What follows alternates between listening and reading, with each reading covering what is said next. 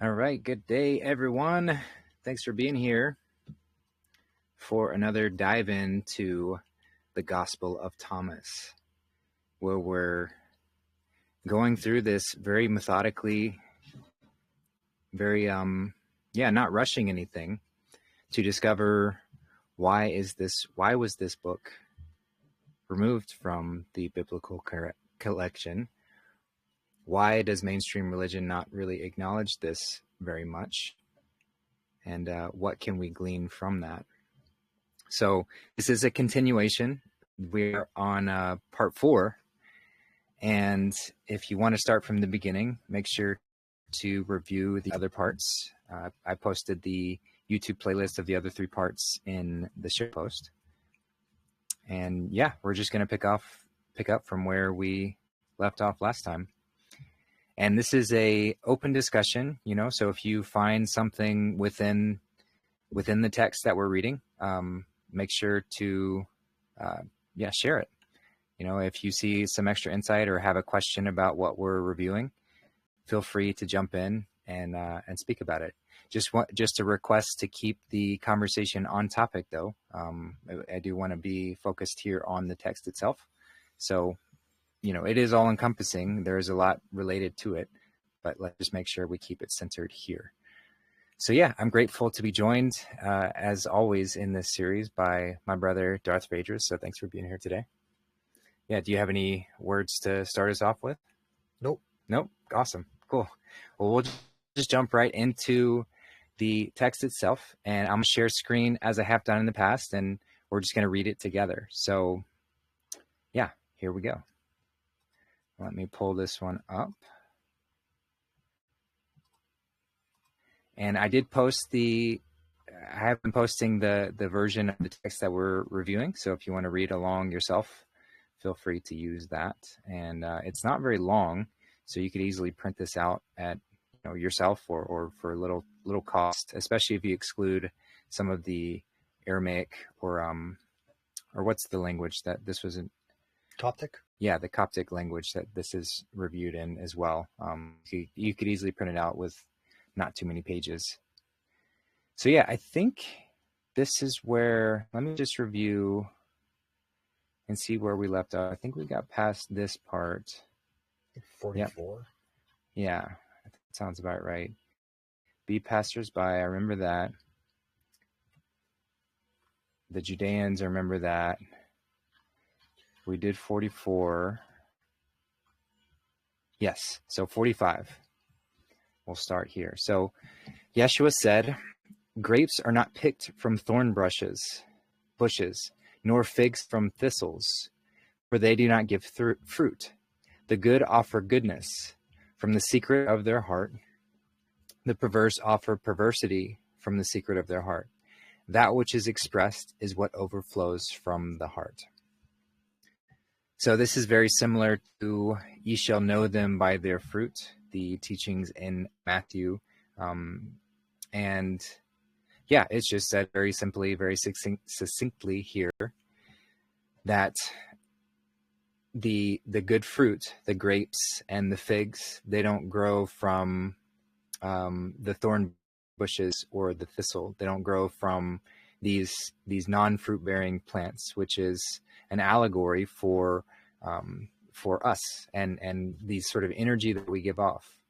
So he distinguishes the good offer goodness from the secret of their heart. The perverse offer perversity from the secret of our heart. Both of them are from the secret of the heart, or from the innermost sanctum of that. And so that's what he's saying here, is that's how you can know the difference. You'll know them by their actions. So it's important to recognize this, because it's much simpler to pretend that you're good. But sooner or later, if somebody is just pretending, it's going to show itself through their actions. So somebody can say things all the time and put on a good face and virtue signal and all of that, but through their actions will reveal the true contents of their heart. Because we can't truly know what somebody is thinking or what's within them. So that's the way to sort of distinguish and see what comes forth. So yeah, I think it's a pretty simple, straightforward one, but good to reflect on and very important to review as well. So yeah, what else do you see here? Okay, so Yeshua says grapes would be the produce of the Christic spirit. Okay, so grapes are not picked from thorn bushes. Thorn bushes would be a reference to false Christic people that claim to be of a Christian nature, but they aren't really. So that's what the thorn bushes would be. Nor figs from thistles. Figs from thistles is a reference to the old Mosaic law and the old system of worship of Judaism, because Christ was not a Yahwehist. Uh, even in the Christian scriptures that the worldly people, I shouldn't say it that way, even in modern Christian scriptures, modern Western Christian scriptures, Jesus speaks very harshly of Yahweh, and he says that my father is not your father, and that your father is the devil, and that's in every Bible. Okay, so he's saying that grapes, you can't get them from fake people, and you can't get figs from thistles. That's the Mosaic law or Judaism, because they do not give fruit. Because the God of the Old Testament was a jealous God, bringing upon the error upon the sons and the grandsons and the third generation and fourth generation. He was a jealous God, exacting exclusive devotion, and that's not what the Christ Spirit is all about. Then he says, the good offer goodness from the secret of their heart. And the secret of the heart is that that's where Christ comes through. Christ is not a product of the mind, it's a product of the heart. And then the evil offer perversity from the secret of their heart. And the secret is that they're materialistic creatures. See, the goodness in Christ originates from heaven. Absolute divinity, that's a heavenly ideal that doesn't originate from the materialistic realm. So those that are perverse, they see only with their physical eyes. They don't see with spiritual eyes. And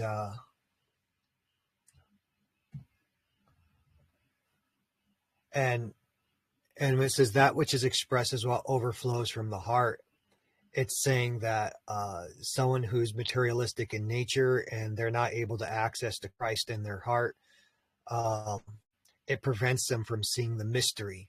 It prevents them from peering into spiritual ideals. Yeah. Yeah. Well said. All right. And then moving on to verse 46, Yeshua said, from Adam to John the Baptist, no one born of woman is higher than John the Baptist. Thus his eyes will not be destroyed. But I have said, whoever among you becomes small will know the kingdom and be higher than John. So this is another thing that is said in the book of Matthew, and it often leads to confusion within sort of the mainstream interpretation of it. A lot of people have their speculations about it. I see this as John the Baptist representing sort of the physical reality, and the because he was the Baptist, so he sort of embodies the baptism of water. And the baptism of water is purity of the body. And it's almost essential to have purity of the body, at least to some degree, in order to raise yourself, in order to elevate oneself past this space. However, that's not the end point. It's not just to have purity of the body and leave there. So John the Baptist is the greatest of those because he represents that purity of the body.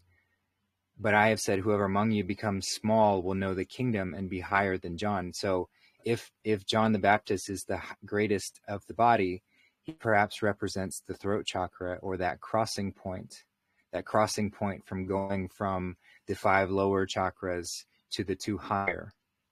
And so whoever among you becomes small, and this is similar to better for a camel to thread the eye of the needle than a rich man to enter into heaven.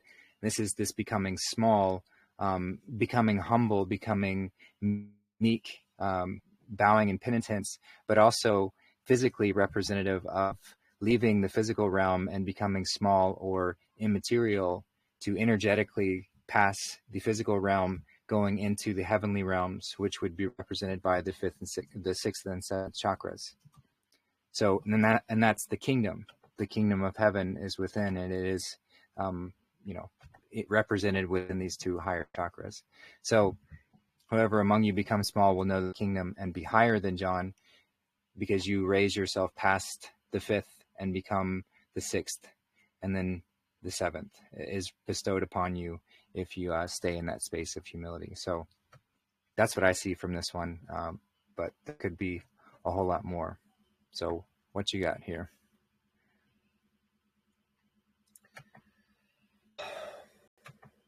So I'm going to be honest, the part about it being no one superior to John the Baptist, there's no consensus on what that means.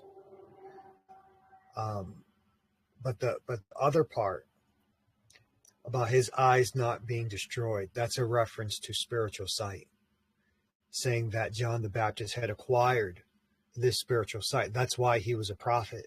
That's why he was able to reveal spiritual things. And that's why even kings were inquiring as to his vision and his opinion into matters, because he had acquired his eyes. And John the Baptist had in my opinion, and this is just me saying this, it was saying that John the Baptist had acquired the highest state of ascension while maintaining the physical form. So no one's higher than him. He has reached the highest state that can be reached. There isn't any above it. However, whoever becomes small like a child, okay, releasing the ego, can become even higher than John. So, and this mirrors the statement that Jesus Christ saying that his followers would accomplish even greater things than him. So like, what does it even mean to be the Christ? So to be the Christ meant to be so there were people that were a Christ, and then there were people that were the Christ. So to be a Christ simply means that you're anointed by the Spirit, that you've achieved a spiritual stature and a spiritual standing, and you can see with spiritual eyes and hear with spiritual ears and do things with spiritual hands. That's someone that lives and breathes and acts in the spiritual realm while maintaining a physical form. That's a Christ. To be the Christ is to be the focal point of that ideal. So John the Baptist had achieved that spirit anointing, and it was as high as anyone could get at that time. However, Jesus Christ was saying, we're going to achieve even greater things than the state that John the Baptist had achieved. That's my understanding it, reading it with occult eyes. Yeah, that fits as well. But that's just my opinion. Right. Yeah, no, I like that. All right, and then we'll go to 47, verse 47, which in English gematria, that is John 47. Yeshua said, "A man cannot ride 2 horses, nor bend 2 bows. A servant cannot serve 2 masters, for he will honor one and disdain the other. No one drinks an old wine and then desires a new one.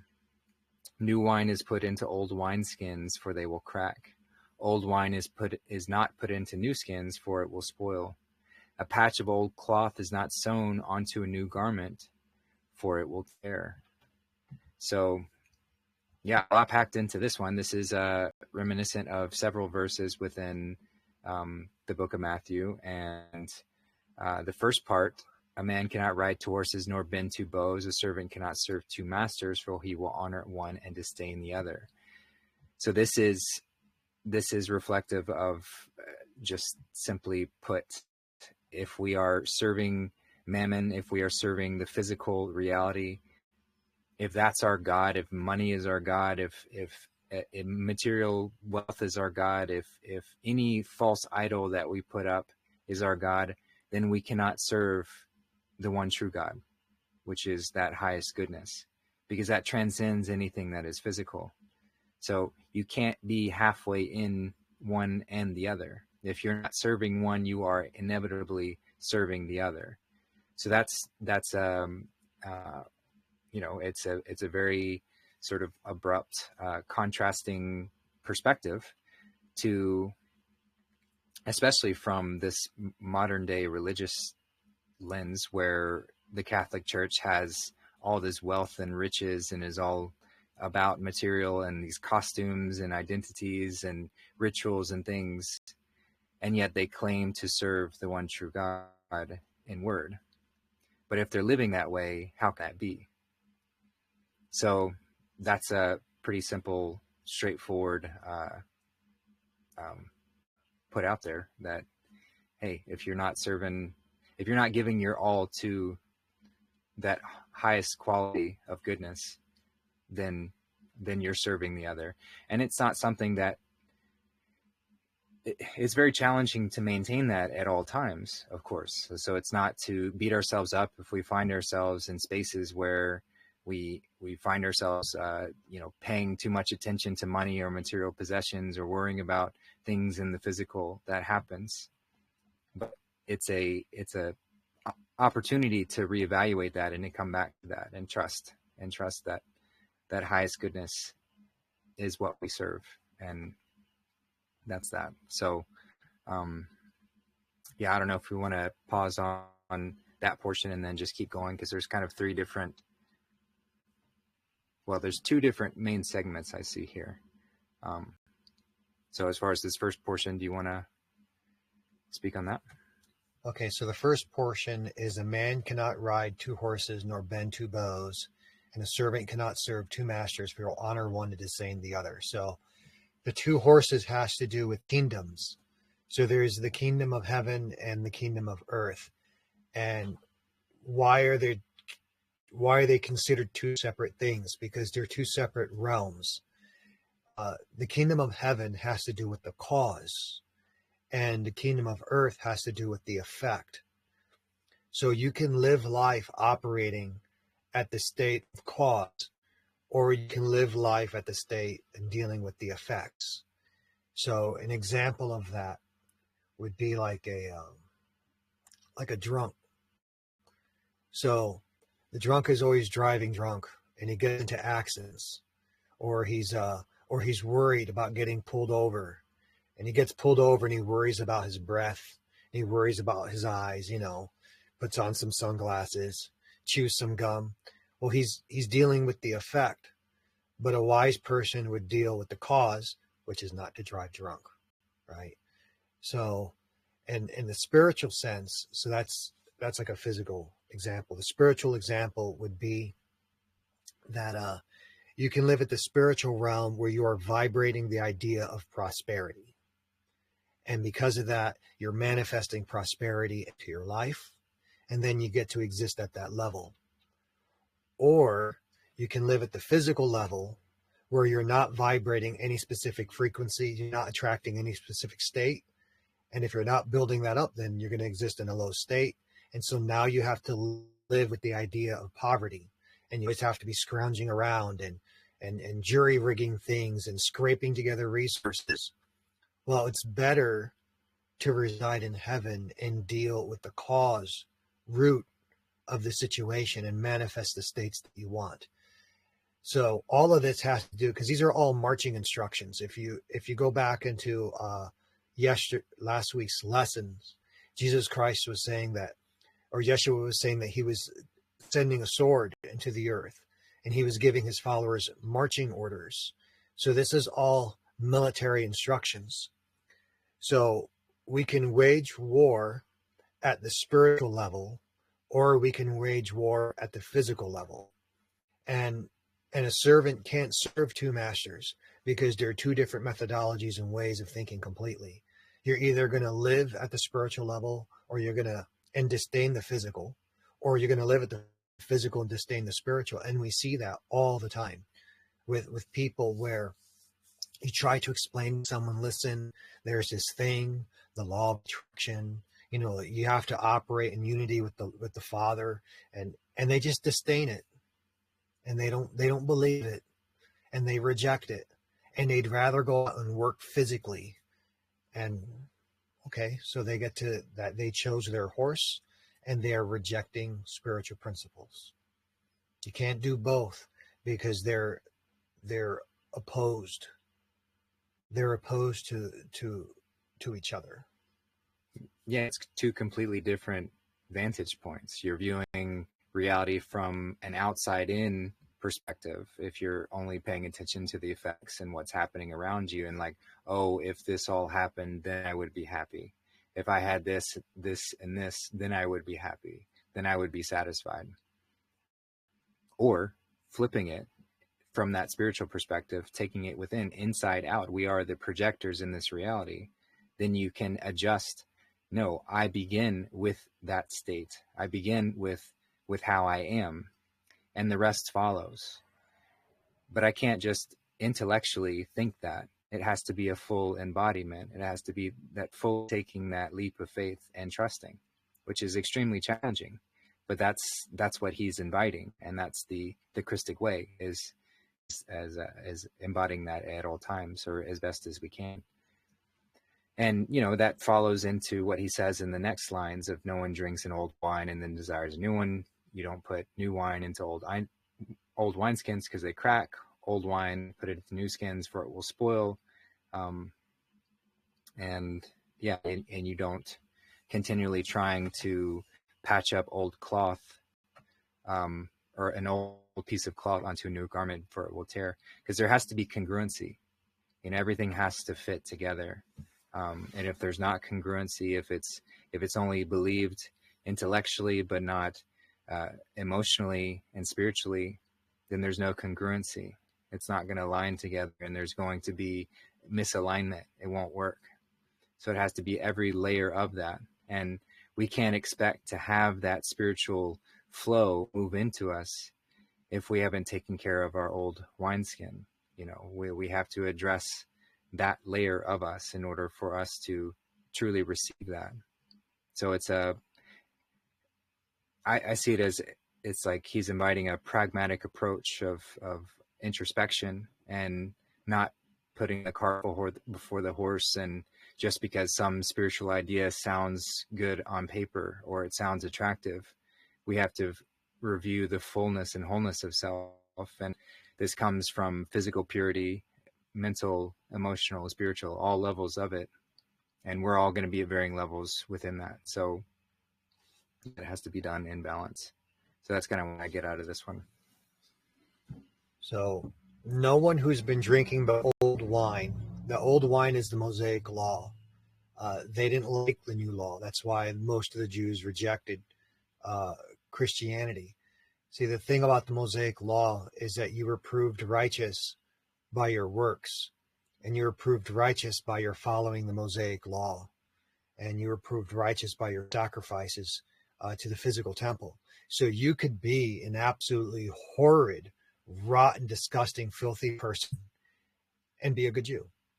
You could follow the Mosaic law, great, and they were violating the true spiritual law. So no one that was invested into that old system wanted anything to do with Christ's new teachings.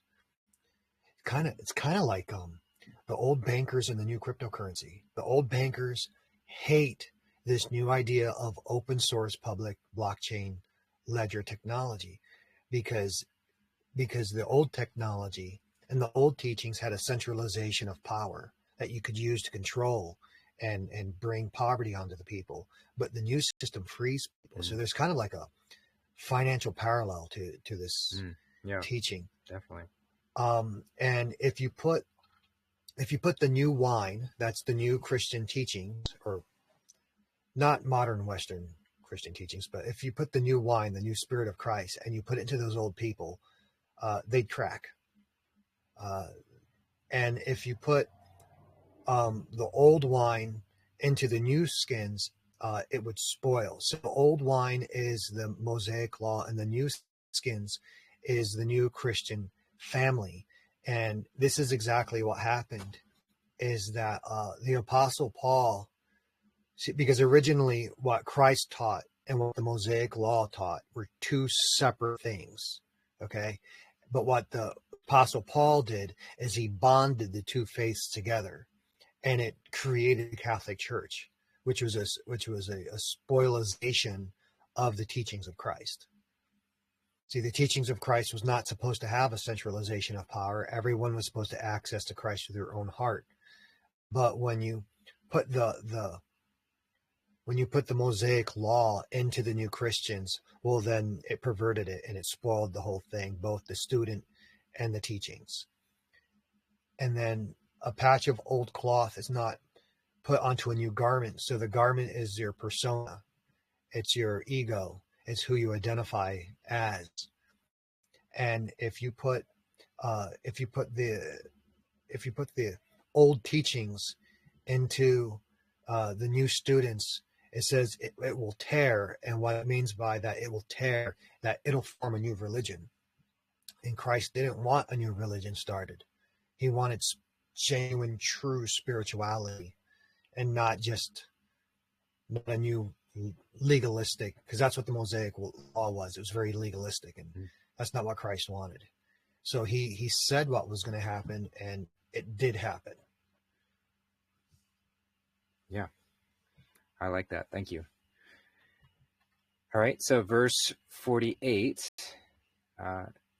Yeshua said, if two make peace with each other in a single house, then they can say to the mountain, move, and it will move. Does it continue? Nope, that's it. I think that's the end of that idea. Yeah. So Yeshua said, if two make peace with each other in a single house, then they can say to the mountain, move, and it will move.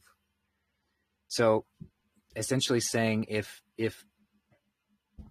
we're each these magnificent,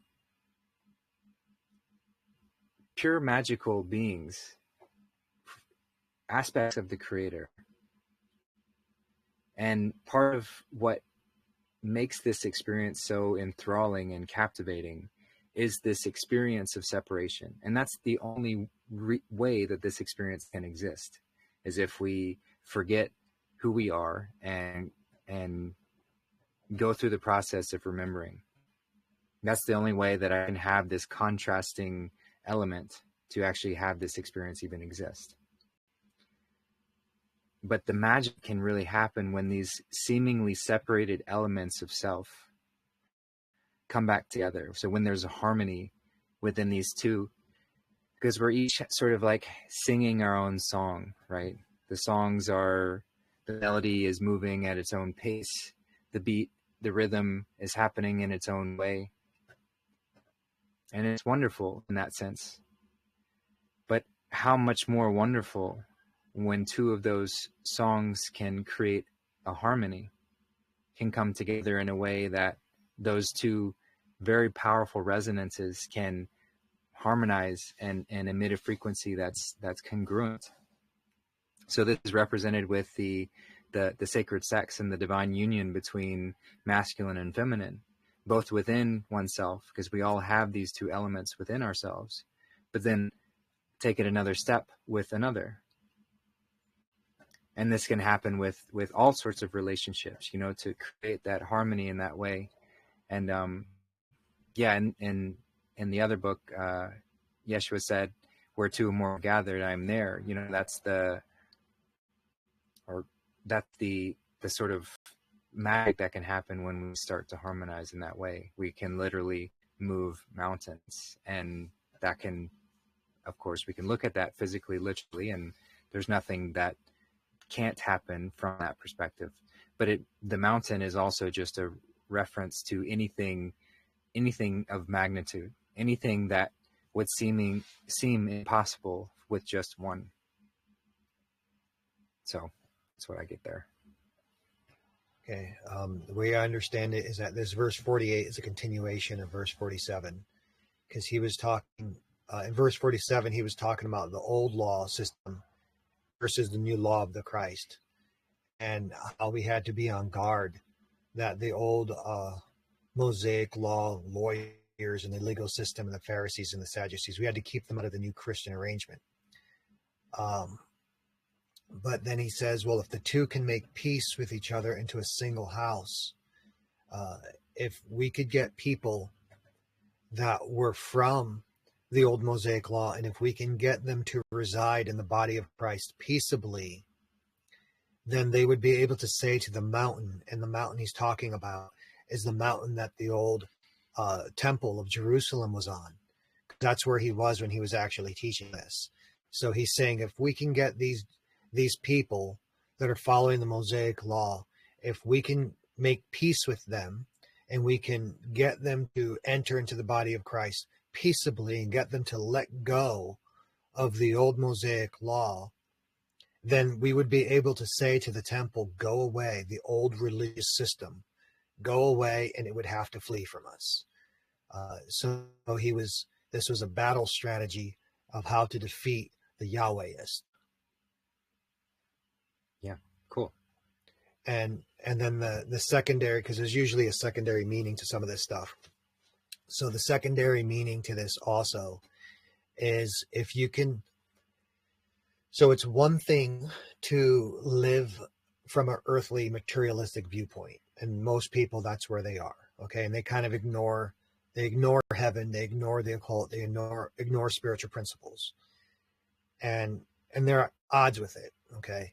And then there are other people that reside purely in the spirit realm, and they don't do very well in the physical realm. They kind of struggle, they're a little odd. A lot of times they have to operate outside the system, and because they're completely ignoring the physical realm. And that's okay too, right?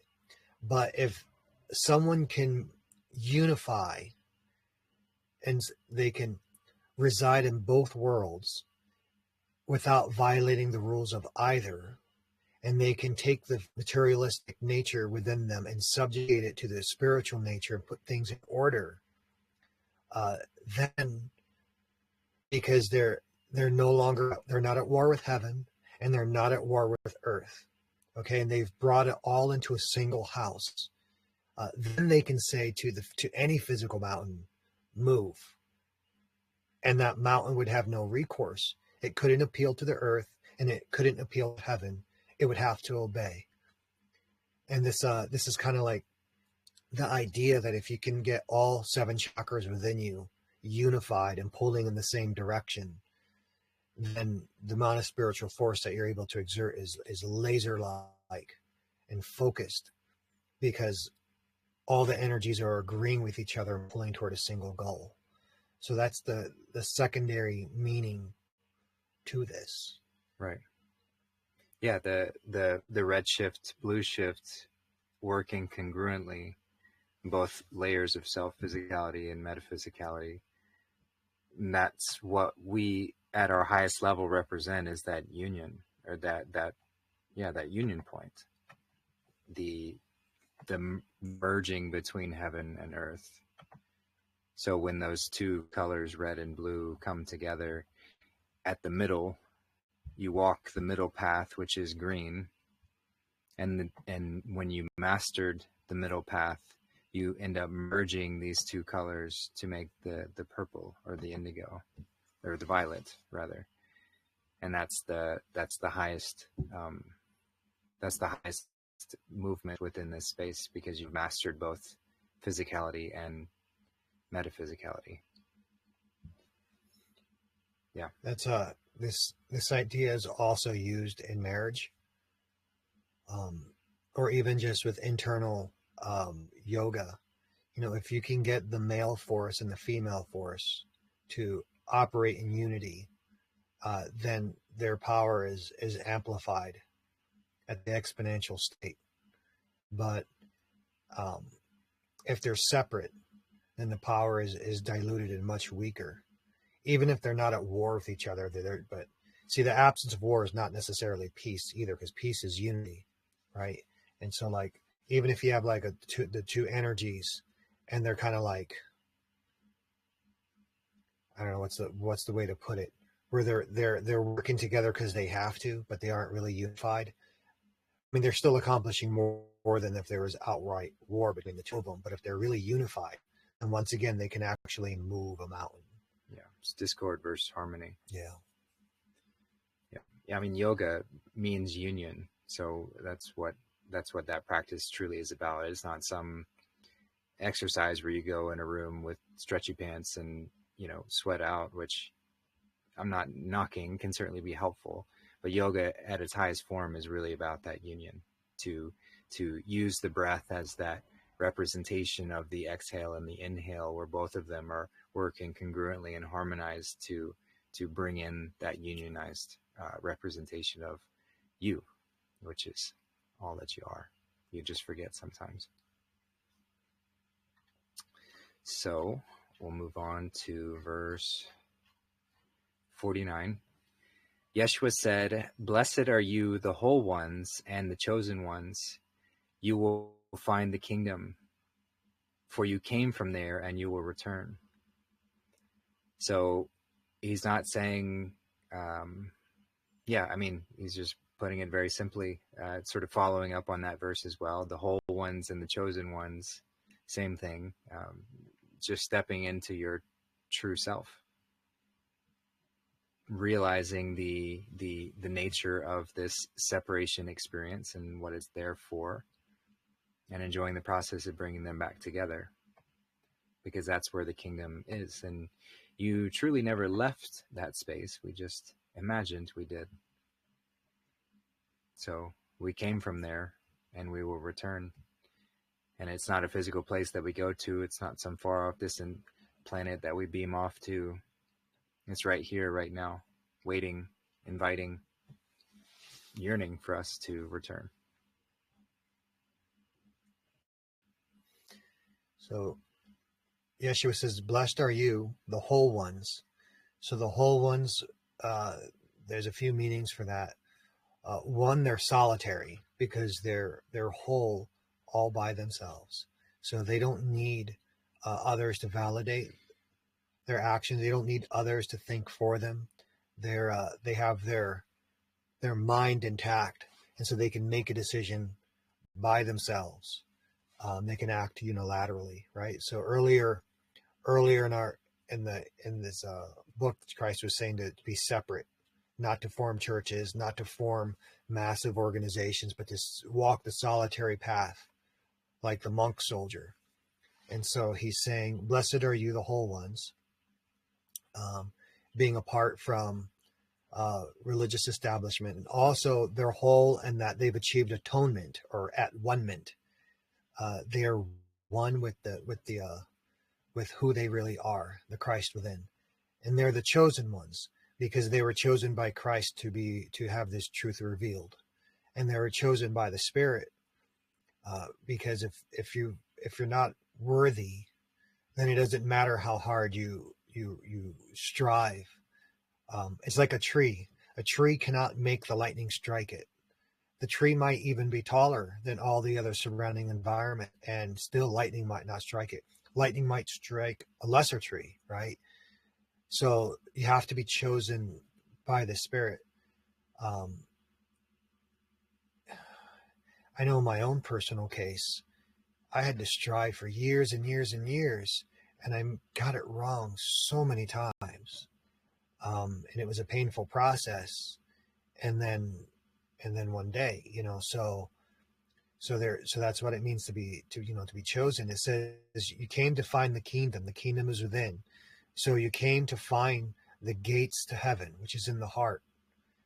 And it says, "For you came from there." So the world came and springs from a way of thinking called the way, right? It's just the way. This is just the way Spirit works, separate from any name, because any name you give to that way would be less than what it actually is. So the world springs from the occult, and then the religions come and they bunch people together and they take their atonement and their oneness, and then they hide the keys to the kingdom, and they don't go in themselves and they don't let anyone else go in, and they hide the truth of Spirit in the heart. They hide it behind all these different symbols and metaphors and conceal it. However, those that have achieved atonement and they're whole and they've been chosen, they can return back to that kingdom. They can return back to operating by Spirit. Yep. All right. And then verse 50, Yeshua said, if they ask you from where you come, say, we were born of the light. There where light is born of light, it holds true and is revealed within their image. If they ask you who you are, say, we are its children, the beloved of the Father, the living one. If they ask you what is the sign of the Father in you, say, it is movement, it is repose. So I see this as kind of, just it's very reflective of today, and as always, where your worth by society is given by your status and where you're from and what your job is and your lineage and all of that. And all that does when of course there's nothing wrong with having all of those things and being, happy with where you come from and all of that. But when it becomes your whole identity and that's what you build your whole being off of, then that's deviating away from our true essence further. And we're strengthening that character, that identity, which makes it much more challenging to step into who we truly are. So he's giving some responses to offer his disciples when they're asked these questions, because this is the truth of the matter, and it's beyond anything that is physical. So just some sort of simple answers in that sense. So we were born of the light, there where light is born of light. So the source, the creative source of all. This whole experience is light manifest in various frequencies to appear physical in all sorts of ways, but it's all frequencies. It's all light. So wherever that source, and it's not really aware, it just is. That's where we were born. That's where we come from, because we are that. It holds true and is revealed within their image. So when we embody this Christic way and recognize, because that's all it is just a recognition of what is and who we truly are. So when we recognize that we are that light, then it holds true and is revealed within their image. If they ask who you are, say, we are its children, the beloved of the Father, the living one. God is the God of the living. So that life is the light. It's no accident that those two words are very similar. They have the same root, because light is life. And if they ask you what is the sign of the Father, and you say it is movement and it is repose. Repose. I can't quite remember what that word means. Repose means tranquility. Tranquility. So stillness. It is movement and it is stillness. So the union between these two. So the perpetual movement of the mother and the perpetual stillness of the Father, and the balance point between. So that makes perfect sense as well, because we are that union between these two seemingly opposite forces, which the friction between these two is the sacred sex, is what creates all of creation. So he's just giving a good answer for that. Usually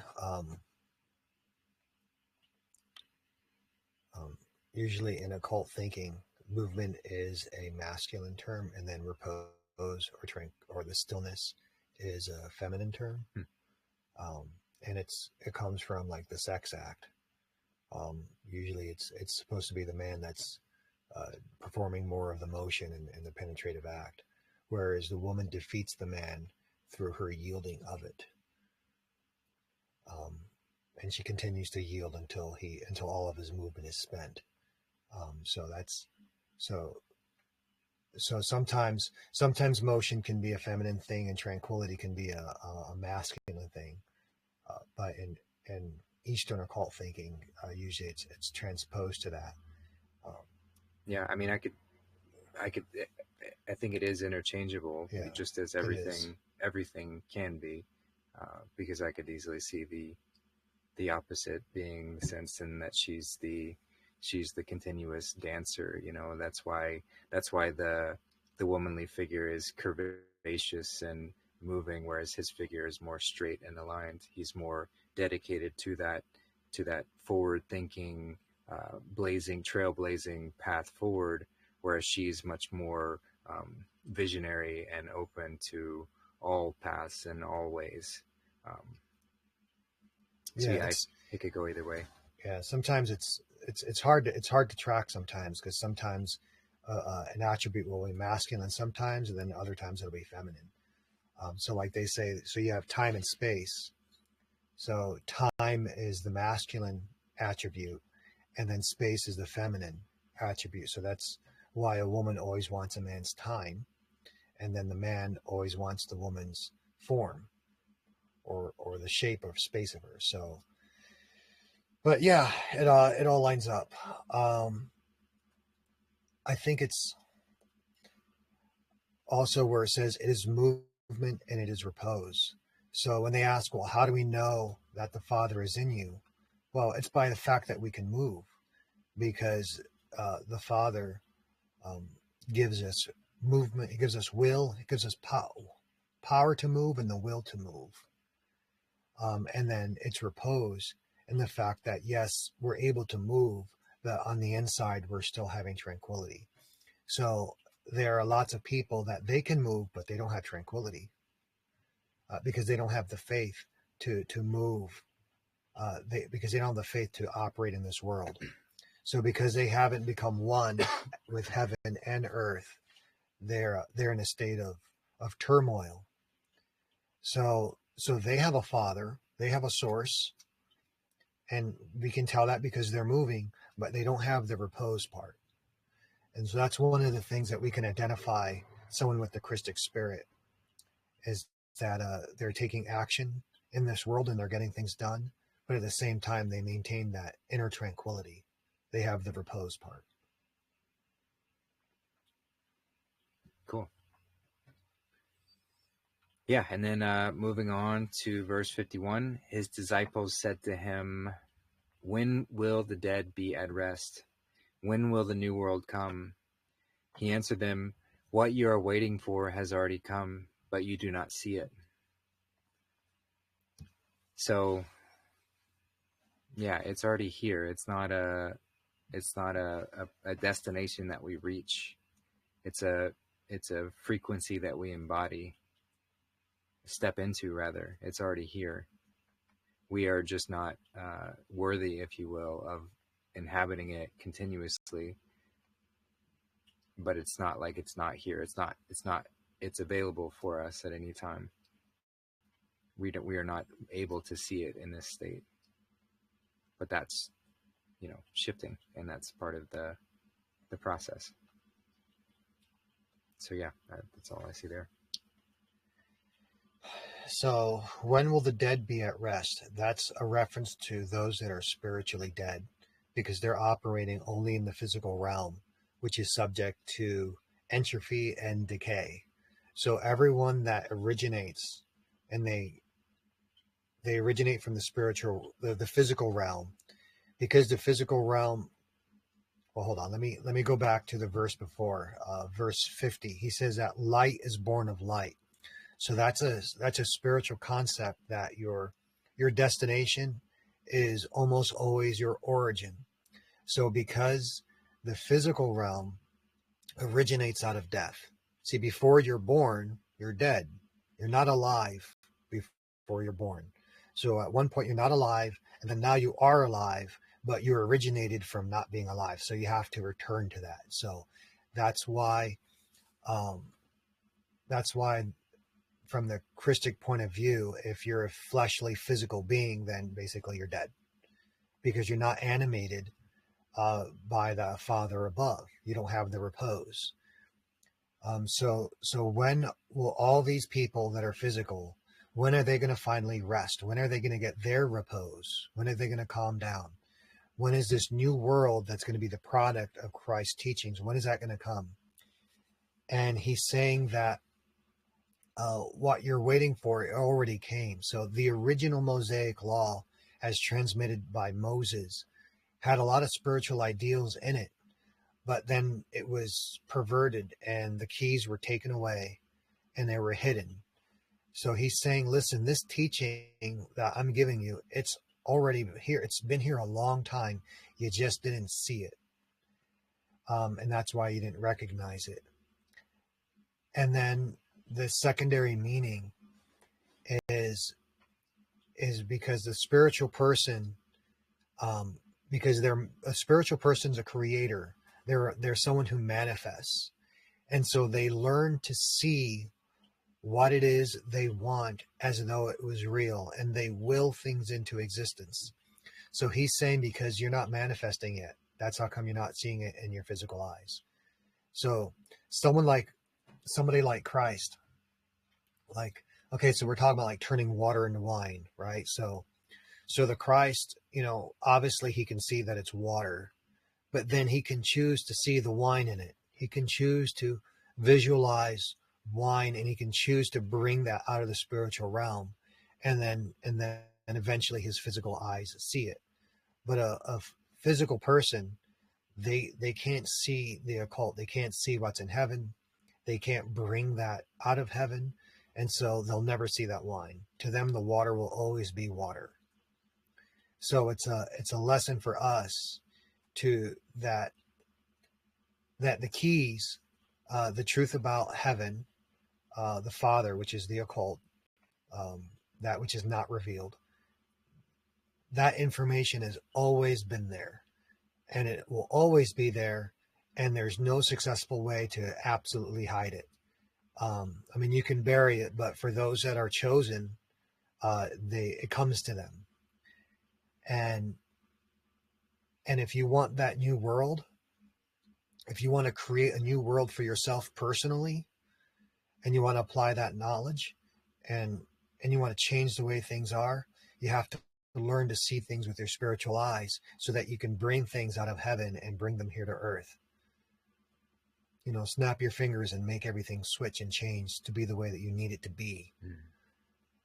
But if you're always just looking with your physical eyes and thinking that, well, this is just the way things are, well, then you're never going to see it. Yep. Because heaven's actually more real than earth. There was a time when the earth didn't exist. There was just heaven, because it hadn't been manifested yet.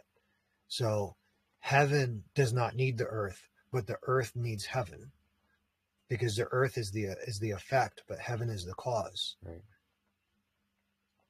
Yeah, that makes sense. These are marching orders. Yep. To push back the darkness. Yes. But you have to start first with the world that you're in. You change your world first, and then from that position of strength, then you can change the world. It's like when you're going to enter into a new territory to wage war with it, you have to build a fort first. You have to build a fortification. And then once you've established a fortification, then you can take control of the territory around it. And then from there, then you can march on the rest of the world and take over the entire continent or the entire realm if you wish to do so. But first, you have to establish that beachhead. Yep.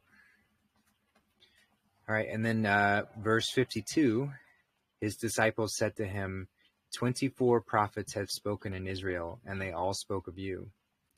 He said to them, you have disregarded the living one who is in your presence, and you have spoken of the dead.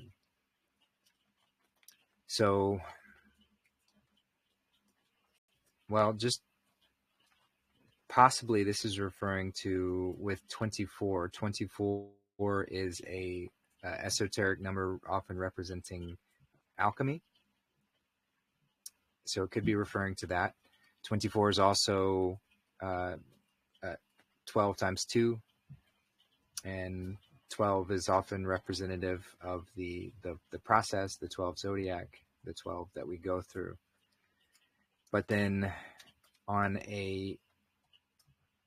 just reading the verse, 24 prophets have spoken in Israel, and they all spoke of you. He said to them, you have disregarded the living one who is in your presence, and you have spoken of the dead.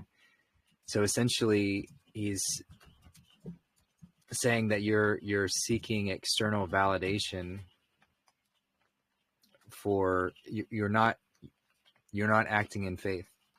You need somebody else to give the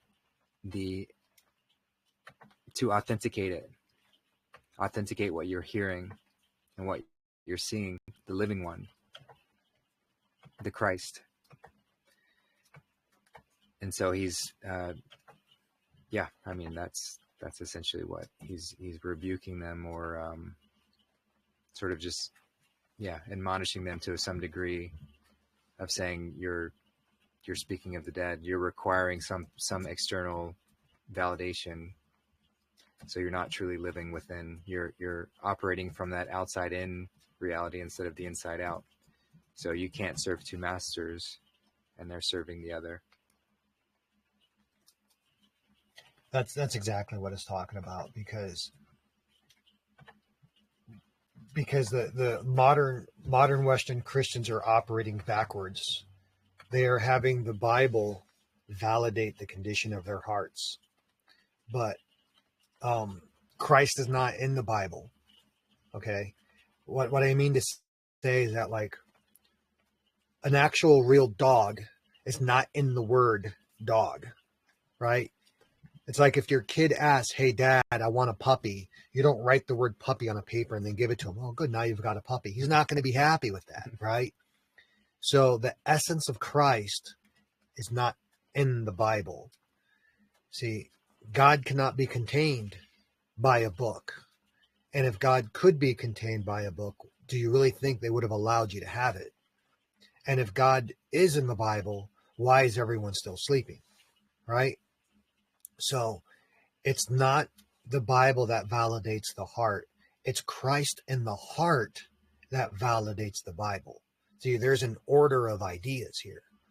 And so they're going back to him, and they're saying, "Hey, listen, there's the Mosaic law and all these Mosaic prophets. They spoke about you, and it's true, they did.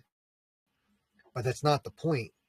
He's saying you're still trying to live by the old system. And he just finished telling them about the wine. It's like he says, don't argue amongst themselves. And what do? They argue about who's the greatest. So they're still missing the point, because they were still living. They hadn't acquired their spirit eyes yet. Yep. But they would. Yep. And we all here will too, eventually. If we do the work.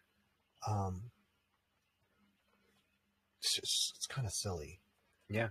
Well, it's nice to have these contrasting elements. As I can imagine maybe he got annoyed quite often, but I am grateful that they provided these contrasting elements, because we need them in order to move through this in that way. If it was it's nice too to see that even the apostles failed repeatedly. Yeah. I know it makes me feel better about my own failures, of which there were many. So. Yeah, exactly.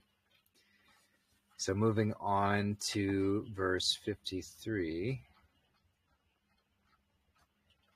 His disciples asked him, "Is circumcision useful or not?" He replied, "If it were useful, fathers would engender sons both born circumcised from their mothers. Rather, it is the circumcision in spirit that is truly useful." Now, this is big. This is big with all of this religious nonsense of genital mutilation of little boys, and how that became this satanic blood ritual, which is really all it is, became a normalized practice within society, where good people, ignorance of what this came from, were just willingly handing over their child, betraying their child in the youngest and most delicate, innocent stages, to be harmed in the most painful ways possible. So they're asking him from a physical perspective, looking at it from the practices at the time. Is it useful? And he says, if it were useful, you'd come like that. You think God is going to make you accidentally? You think he's going to mess up your form and create you with something that you don't need, that you have to have surgically cut off of you? So he's saying, he's showing very clearly that this circumcision that they've twisted purposefully and then ignorantly to use for this satanic ritual. It's not a physical thing. Circumcision in spirit, that is truly useful. It's not a physical attribute. We cross circumcision. It's a crossing point. So circumcision of the spirit is to cross over from that which is purely physical into that which is spiritual, and then enhance that union point. So to be circumcised has nothing to do with mutilating genitals. It has everything to do with the spiritual growth. Yeah, you nailed it. So with a circumcision, you're cutting something off. So a circumcision in spirit is you're cutting off all the things that this religious world puts on top of you. So you're born and you're given a social security number, and you're given a religion, and you're given a political viewpoint, and you're given an education viewpoint, and you're given a social status viewpoint, and none of this stuff is real. The only thing that's real is that you're a child of God. The only thing that's real is your relationship to your mother and father and your siblings. The only thing that's real is that you're a manifestation of divine principles, and that you're the union between heaven, which is our father and our son, and earth, which is our mother and our daughter. And we're the manifestation of those divine principles. That's the only thing that's real. All that other stuff is just added on as a cultural tradition and as a weapon against the Father. And so as we mature, we have to learn to cut that stuff off. And then we can become useful to the Father and to the Mother. So yeah, that was a good one. Yeah, and it becomes it's not a one and done thing. It's a cyclical process. It happens. We can look at it from a yearly basis or a moment to moment when we start to grow attached to things and we start to pour too much attention into physical identity, possession, whatever. Then it's time to circumcise that. It's time to cut that away. And we can use the yearly cycle, with the winter being that time to cut away so that we can spring to new life with that levity, or not. Or it can be moment to moment, when we find ourselves growing too attached, having some expectation that it has to be a certain way, that we've come up with this grand plan. I've made this big business plan and it has to go this certain way, and I've put all these people in place and pieces in place. But if we keep beating our heads, if it's not working that way and we keep beating our heads against it, then the divine's asking us to perhaps let that go in some way or another. And so we're not really useful unless we're willing to let that go, to be in that flow that creation is inviting us to do. So yeah, pretty straightforward there. And then moving on to 54, blessed are you, the poor, for yours is the kingdom of heaven. So this is kind of following up on that, in that if we are non-attached, if we are not bound to our physical possessions, it doesn't mean that we can't have them. It doesn't mean that we don't need to live in abundance, but it's your attachment to them. So if you are truly willing to let all of that go, then that's the only way that you can enter the kingdom of heaven. If you're holding on to any of that, then you won't. It's just as simple as that.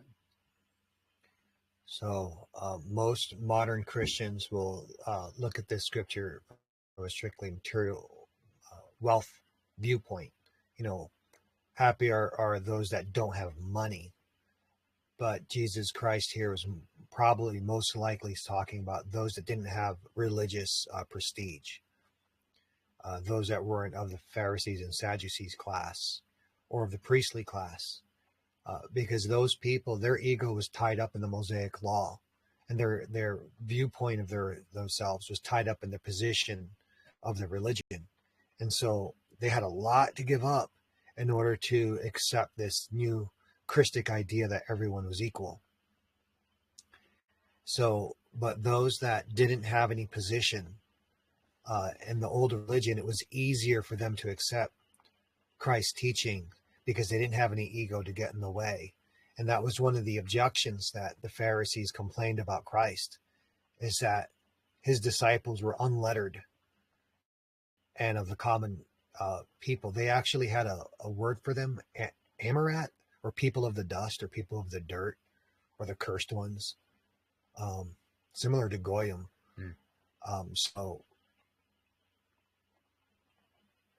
So Christ found more productivity and more fertile earth among the common people that weren't in positions of prestige. Though he did try to bear witness to some of the upper class, and there were many people. I don't know about many, but there were several individuals that are even mentioned in the Christian Greek scriptures that responded to the message, like Nicodemus. Though he didn't openly accept Christ initially, he did so in secret for fear of losing his position. But later on, he did openly become a Christian. And then verse 55, Yeshua said, "Whoever cannot free themselves from their father and their mother cannot become my disciple. Whoever cannot free themselves from their brother and sister and does not bear their cross as I do is not worthy of me." So again, just bringing into attachment, and this applies to familial relationships as well. There are earthly mother and earthly father, of course, bless them, and we don't need to rebuke them or anything of that nature. They're simply doing their best. But if we're attached to them, and if we're attached to living under their roof and their ideas, that's not us. There's always going to be some variation that the divine's going to bring us. And so it doesn't mean that we can't align with them. But if that attachment to that alignment deviates away from where the divine is leading us, then we can't truly be a follower. We can't truly walk the Krystic path. So same sort of thing, just from a relationship standpoint. And this applies to any relationship. Relationships can be, they can be long relationships. But as soon as that relationship comes in between you following the Krystic path where the Christ is leading you, then you have to make a decision. I can't serve two masters. If my master is this relationship over where the Christ is leading me, then I'm not following the way. So he's just making that very clear. And again, like you said, the marching orders in this sense, it's not for the faint of heart. Right. And in reference to fathers and mothers, this is one of the things that a lot of occult writings do, is that they switch meanings. So before, father and mother had to do with heaven and earth, or manifest and unmanifest. But in this case, there's some inclination that father and mother would have to do with religion and tradition. So those that aren't willing to release the old traditions wouldn't be able to follow the law of the Christ. Because people, are we on 55? Yeah. Okay. So those that remain attached to the old way of doing things, it's hard for them to follow the new, because the old legalistic system is against the law. So the law of the Christ is not something that can be defined. It's the thing that defines everything else. Whereas the old legal systems, they have definitions for everything, and it's two completely incompatible things. So you can either hold on to legalism or you can hold on to Christ, but you can't have both. And then there is a couple of pictures about the cross, because most people think it's the torture cross, but it's not. So I don't know if you can.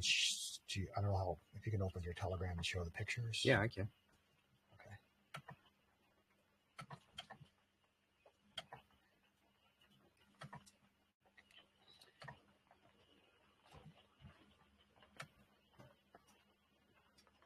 Yeah, he's just pulling that up. So, did you send it? Yes, I sent. There we go. 3 of them. All right.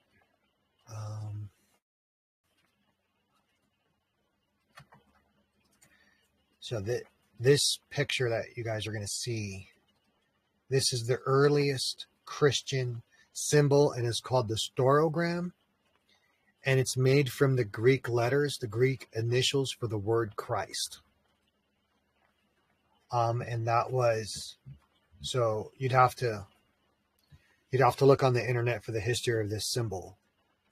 So this is actually where we get the Christian cross from. And in this is represented the raising up and then the infinite continuation, or the loop at the top, which is represented within with the chrism oil rising, going through the process, and then coming back down again to be born again and to raise up again. So you continuously do that while you're aligned again, or sort of perpendicularly to the plane of inertia, because it's a magnetic, energetic movement, not a symbol of torture or death. It's you in this process.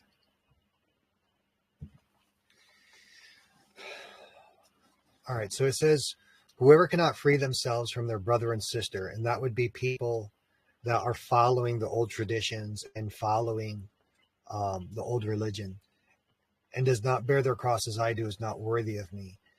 So the thing about, there's an idea of bad associations spoil useful habits, right? If you want to know who you are, look at the 5 closest people to you, because that's just the law of association. Because we're not just individuals, we're also collective beings. So if you want to achieve a Krystic ascension, if you actually want to become a Krystic person, then you got to stop hanging around with people that aren't spiritual.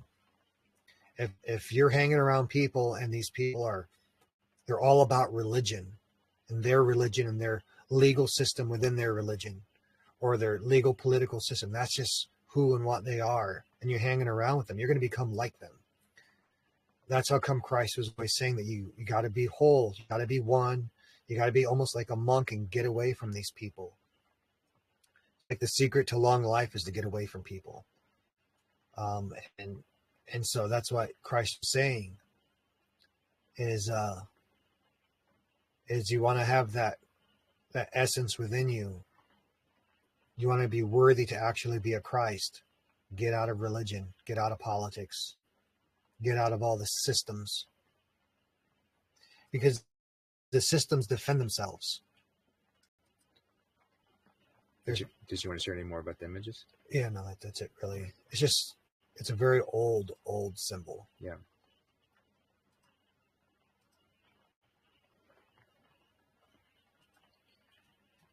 All right. And then verse 56, Yeshua said, whoever knows the world discovers a corpse, and whoever discovers a corpse cannot be contained by the world. So whoever knows the world discovers a corpse, and whoever discovers a corpse cannot be contained by the world. So when you recognize, I guess, that living in the external is merely the path, it's a death and decaying path, which it's not a bad thing, but it's we don't live by it. We don't make that our whole being. We don't orient ourselves towards the world. The world is there. So when we see the world for what it is, as the death and decay, then we can't be contained. We can't be trapped by that any longer, that idea. There's no shiny object that Babylon can come and dangle in front of us to lure us back into that, because we see it for what it is. So this scripture has relevance to the British Admiralty law, because the British Admiralty law, the laws of Babylon, the laws of ancient Egypt as manifest in today's world, assumes that you're dead It's why the judges wear black in the modern courthouse, because it's to respect for the dead. And it's why they ask you to, when the judge walks in, they say, all rise. Right? That's the resurrection, because it's illegal to take money from a dead man. And then they have to put you to sleep. Everyone sit. Right? And so Jesus, or Yeshua, was saying here that if you come to know the world, you understand how this legalistic system works, you realize that it's hiding spiritual ideals behind a fleshly facade. And you realize that the entire system is based off of death, that it's a death worshiping cult. And once you understand that, then you're no longer contained by it. So like if you walk into a courthouse and they ask you for your name, and you're like, well, I don't have a name. I'm not this legal straw man. I'm no longer subject to your law. So you're going to a hearing and the judge is testing you for hearing. He's not hearing the charges against you. He wants to know, can you hear? Are you a Christic entity, or are you just dead like everyone else? Right? So, so this was a legal concept. And this actually defeated the Roman Empire, because the Christians were no longer subject to that legalistic world. They transcended it. The legal system could no longer tell them what was good or bad, but the Christ within their hearts told them what was good or bad. And it was such a massive power that it defeated the entire Roman Empire. Enough Christians manifested into this world that it wasn't sustainable anymore, and it collapsed in on itself. And it's just an incredible, powerful idea. So, and then it's also saying that, because this is also a military concept. So Christ is putting us at odds with the religions of the world, and he's putting us against the traditions of the world. And he's saying that these people, they're dead on their feet. They're zombies, they're NPCs. And once you realize that they're not thinking, then you can no longer be contained by these people. Yep, exactly. So 57, Yeshua said, the kingdom of the Father is like the man who had some good seed. His enemy came at night and sowed weeds among the good seed. The man would not allow them to pull up the weeds, saying, I fear you might pull up the weed as well. Indeed, at harvest time, the weeds will be conspicuous. They will be pulled up and burned. So, the kingdom of the Father is like the man who had some good seed. His enemy came at night and sowed weeds among the good seed. The man would not allow them to pull up the weeds, saying, I fear you might pull up the weed as well.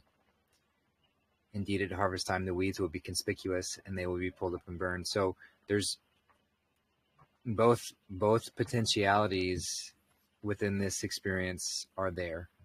We can become the good seed, the wheat, or we can become the tare. We can become the weed. But there's no,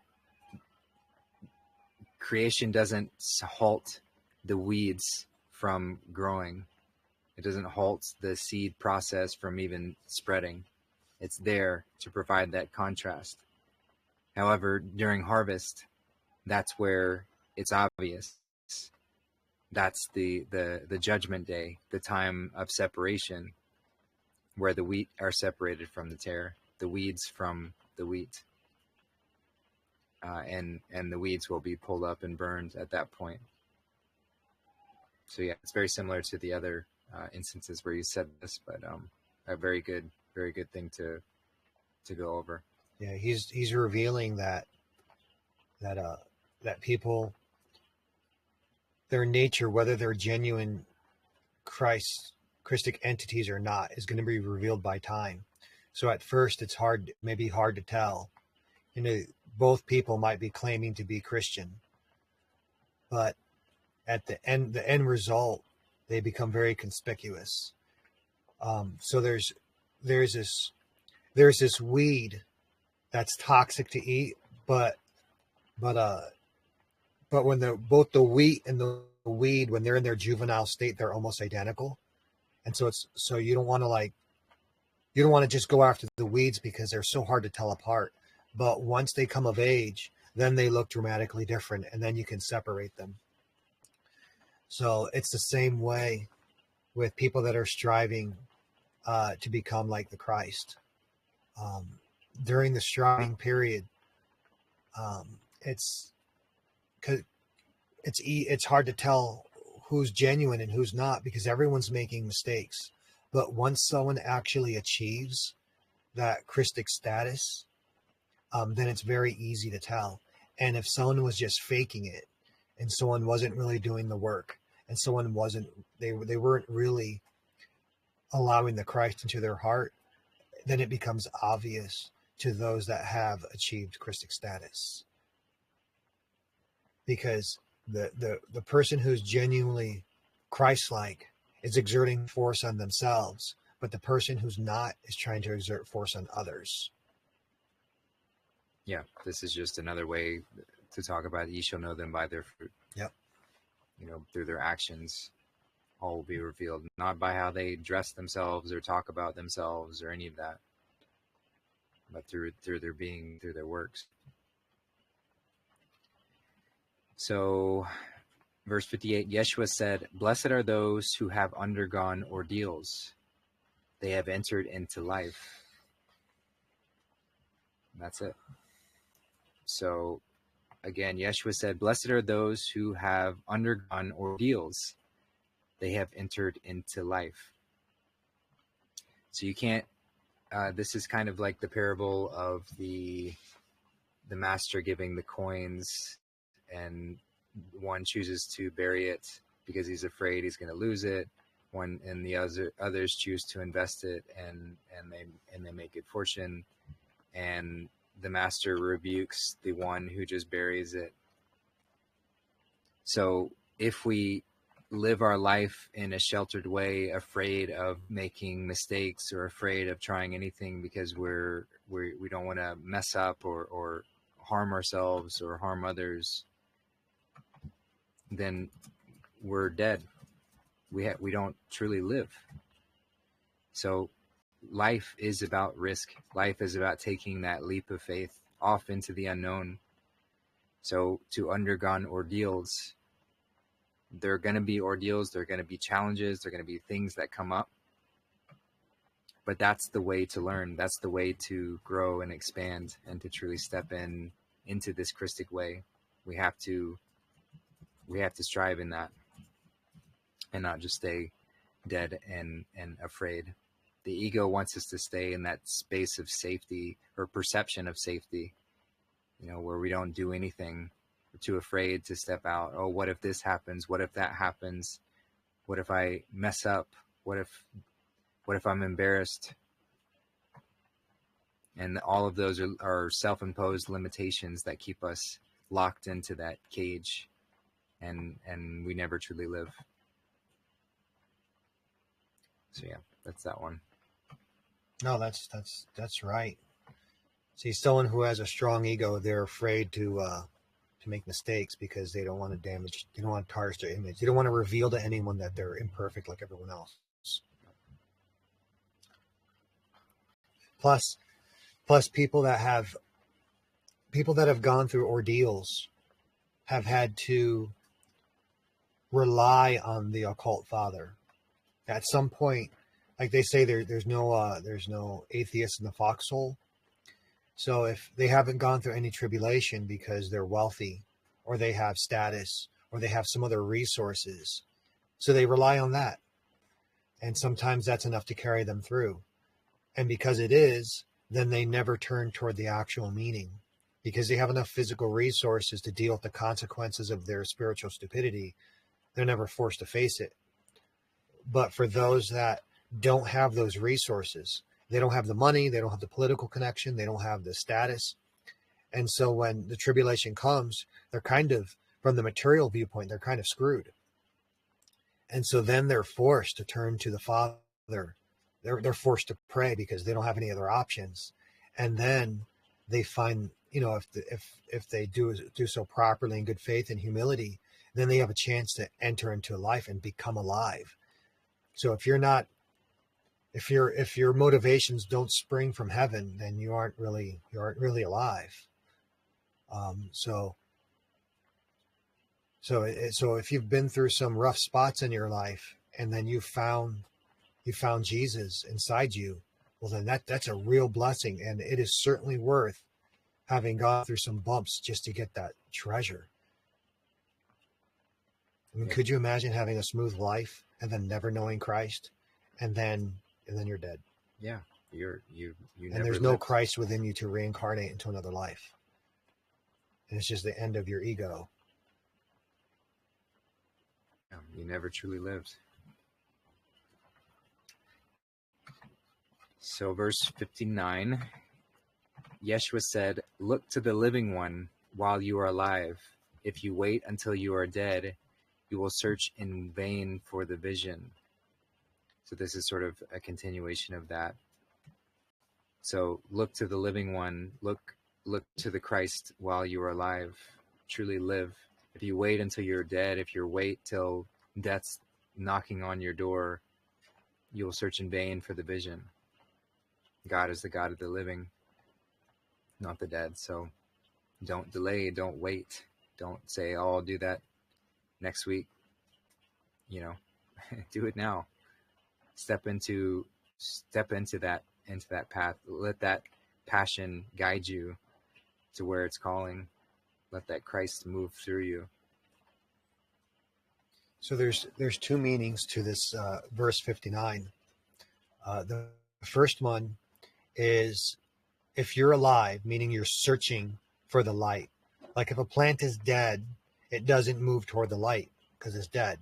But if it's living, the plant will bend toward the light. So if you're alive and you're actually searching for the Christ within, do so before you fall back asleep again. Because to be consciously sleeping, you're going throughout your day and you're no longer thinking about spiritual things or spiritual meanings. You're just on autopilot, and you can get stuck in that mode and forget, oh yeah, that's right, I was searching for Christ, right? You're busy with life. So if you have that spark within you and that inclination within you to search for Christ, do so before you fall asleep again. Consciousness, being awake, it's a precious, precious thing. And the second meaning is that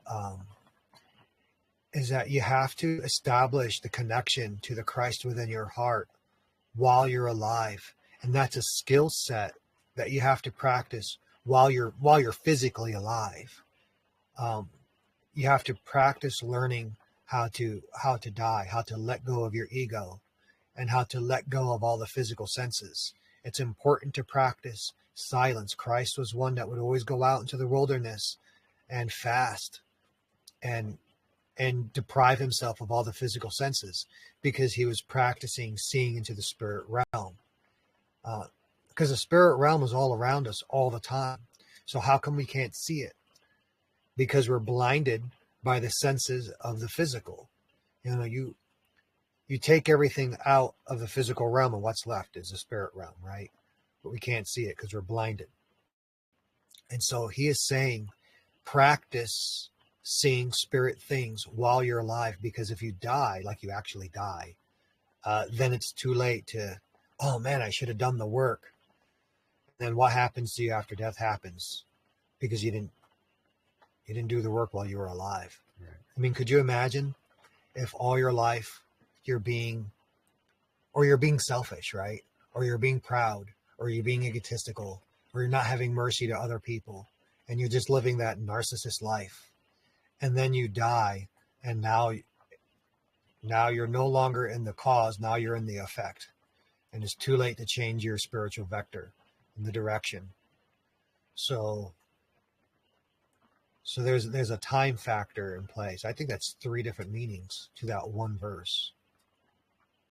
Yeah. Yeah. That's how you know it's a spiritual thing. Right. Yeah, and since we're coming closer to the end, I just wanted to give a prompt and see if anyone has any questions or anything on what we have covered. Want to jump into a discussion at all? We can certainly keep going for another verse or two, but just wanted to give an opportunity if anybody has anything on their mind. Feel free to raise your hand and I'll call on you. Wow, time flies. Yeah, Having a good time. yeah. So we'll do another one. So verse 60, they saw a Samaritan carrying a lamb entering into Judea. He said to his disciples, "What will the man do with the lamb?" They answered, "He will kill it and eat it." He told them, as long as it is alive, he will not eat it, but only if he kills it and it becomes a cadaver. They said, "He cannot do otherwise." He told them, "Seek a place in repose. Do not become cadavers, lest you be eaten." So, well, that's not cryptic. Yeah, yeah, but this is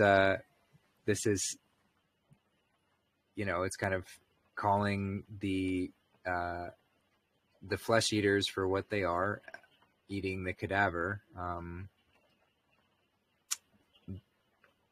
So they saw a Samaritan carrying a lamb enter into Judea.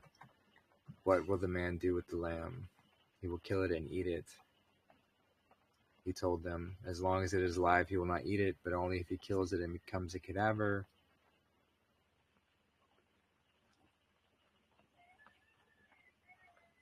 Yeah. All right. So you gotta have a little historical knowledge. So the Samaritans, where did the Samaritans come from? So originally there were 12 tribes of Israel, and 10 of them became apostate and left the Mosaic law. And because they did that, Yahweh allowed the Assyrians to come in and wipe them out. And the Assyrians, those that survived, the Assyrians dispersed them among the nations of the earth, and they ceased to be a people. And then the Assyrians brought in people from other lands, we don't know who, and they brought them into the land of Israel, and they made them reside where the 10 tribes used to live. And then these people, not knowing anything about Yahweh, not knowing anything about the Mosaic law, were worshiping their own gods in the land. And this pissed off Yahweh, and he started to kill them. So they sent representatives to the 2 tribes, the tribes of Judah, and they said, "Listen, your God's killing us, and we don't know how to worship him, so what do we do?" So the Judeans taught these Samaritans how to worship Yahweh. And so the Samaritans did. They started worshiping Yahweh, but in a limited sort of way. And then Yahweh said, "Okay, fine. You get an A for an effort," and he stopped killing them. And these are the Samaritans that the Jews looked down on. So the Samaritans were also waiting for Christ. They knew who Christ was. They had the Mosaic law, but they weren't really Israelites. They were like stepchildren. So the occultic meaning of what does it mean to be a Samaritan, it means that you only have a little bit of the scriptures in you. Okay. But the lamb is the truth, right? The lamb was the symbol for Christ. So he's saying, I see a guy and he only has a little bit of the truth, but he does have it, and he enters into Judea. What is that person going to do with the truth that's in his heart? And everyone's saying, well, he's going to kill it and eat it. And what that means is that he's going to apply his own knowledge to it, and then he's going to stop and he's going to consume it. And he's going to make like a little bastardized hybrid religion of Christianity. And he's saying, okay, maybe, but as long as the truth in his heart is alive, then it will continue to, he's not going to kill it, but the truth is going to become alive in his heart, and it will continue to motivate him along the path of Christ. But if he kills it and it becomes dead, then it's just a dead religion, because you have spirituality, Christic spirituality, which is alive, and then you have religion, which is dead. Once you take spirit and you systemize it, And once you take the undefinable spirit and you stick it and force it into a definition, then it's dead. While it's undefinable and alive, it can change the world. It can do anything. So we shouldn't take the spirit and kill it with our own teachings. Obviously, we teach and we have to teach with words, but our words are not actually the truth. This is something that I've said over and over. Like, I'm saying stuff, but I'm only like trying to point you in direction of this city that has no name. We can never actually arrive there. We can only get closer. Love is not definable. It's the thing that defines everything else. And this is what Christ is saying, is that as long as you have love in your heart and you don't try to put it in a box, it stays alive and can continue to push you toward the Father. So he says, seek a place in tranquility and don't become dead. Don't kill the spirit in you, because if you kill the spirit in you and you turn it into a religion, then the religion will eat you. Mm-hmm. Because your origin's always your destination. So whatever you do, don't start from a position of religion. Start from a position of spirit. Yeah, don't put yourself on a pedestal as if you have it all figured out and defined, and write all this down in that way, because then you become a cadaver that will be eaten. You know, the pedestal is death. Yeah, that's because he's at war with religion, and he's saying, don't start a religion. He has said it probably like a dozen times in this one book. Mm-hmm. Yeah. Yep. All right, so verse 61, this might be the last one. Yeshua said, 2 will lie on a single bed. One will die, the other will live. Salome asked him, who are you, sir? Where do you come from, you who lie on my bed and eat at my table? Yeshua replied, I come from the one who is openness. What comes from my Father has been given to me. Salome answered, I am your disciple. Yeshua told her, that is why I say that when disciples are open, they are filled with light. When they are divided, they are filled with darkness.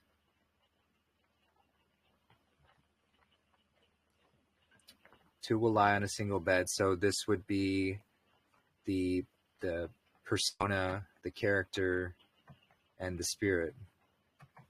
They lie together. One will die, the character will die, the other will live. And then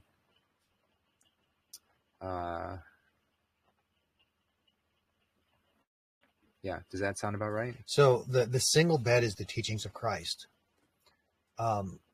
So Christ is introducing, or he's reintroducing the ancient ways, because Christ was not the inventor of this teachings.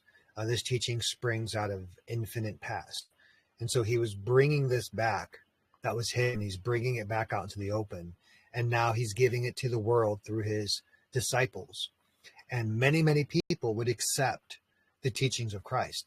So they're all in the single bed of Christianity.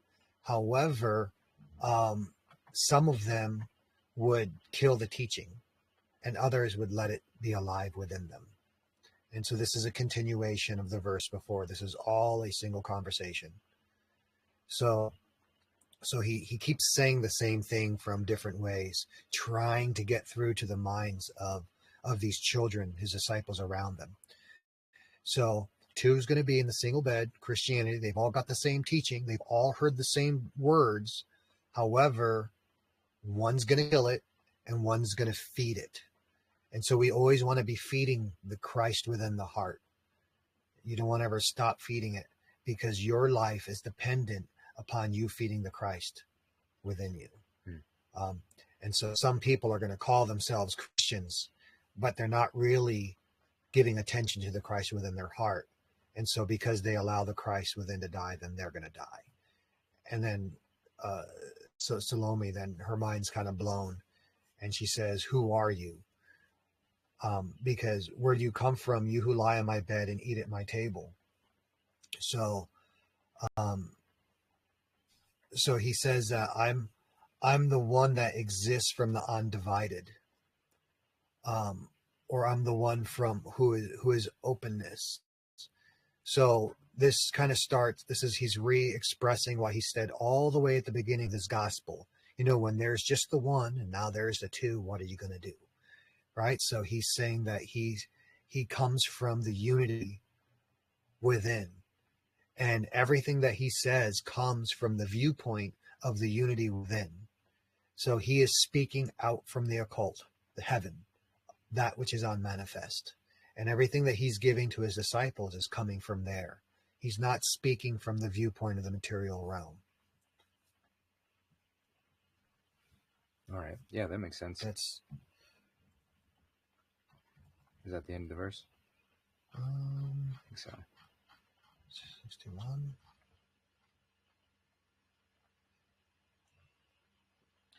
All right, we'll do another one. So verse 62 says, Yeshua said, I reveal my mysteries to those who become worthy. Do not let your left hand know what your right hand is doing. So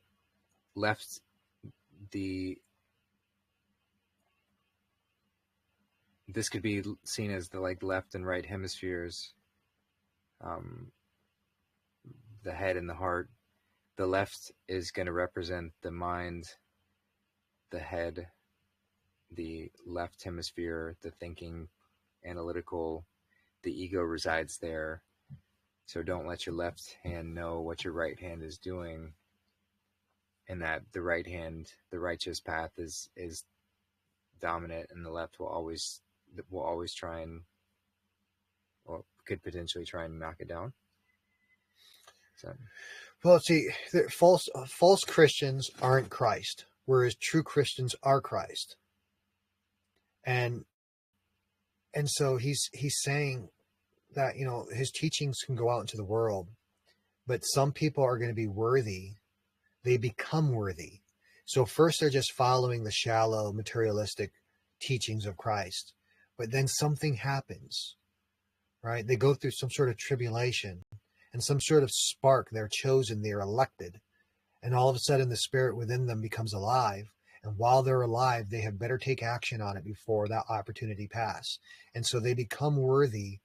And then now that they've become worthy and you recognize, oh, hey, look, this person's awake and I'm a Christ and they're a Christ. And so now you can discuss the finer mysteries. Now together you can explore the occult teachings of Christ and explore heaven and explore the spirit realm. And you get to have that pleasure. But just because someone calls themselves a Christian doesn't mean that the Christ is actually active within them. And it doesn't mean that they're Christ. It just means that there's someone who calls himself Christian. And these people are dangerous. Yeah. Because they're dead. Right. And the dead are dangerous. So he's saying these are all part of the marching orders. We're all soldiers here. Make sure that the man next to you actually really is a Christic soldier. Right. Because you're either fighting for earth or you're fighting for heaven. Right. Yeah, and they have to be worthy to hear it, because if they're not, then you're putting a target on your back unnecessarily, essentially. Right. Because if the evil in them recognizes the Christ in you, they'll attack. Mm-hmm. Yeah.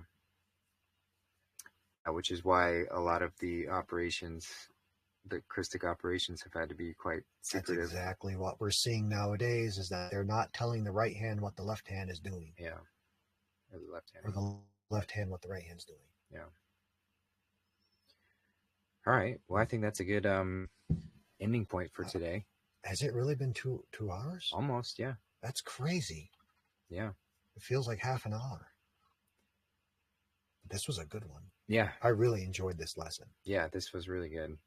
Yeah, just want to give opportunity again to see if anybody wants to jump in with any sort of closing comments or things of that nature. No worries if not.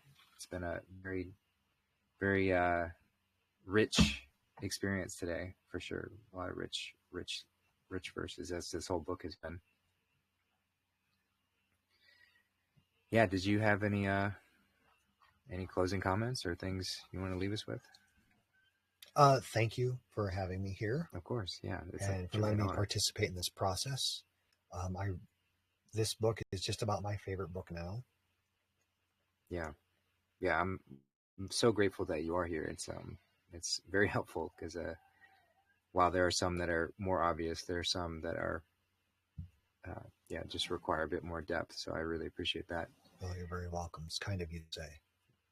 And yeah, thank you all for being here, for listening on, and we will continue this. We're just about a little over halfway through the verses. I think there are 114 verses. So just to give an idea at how many more episodes we might have.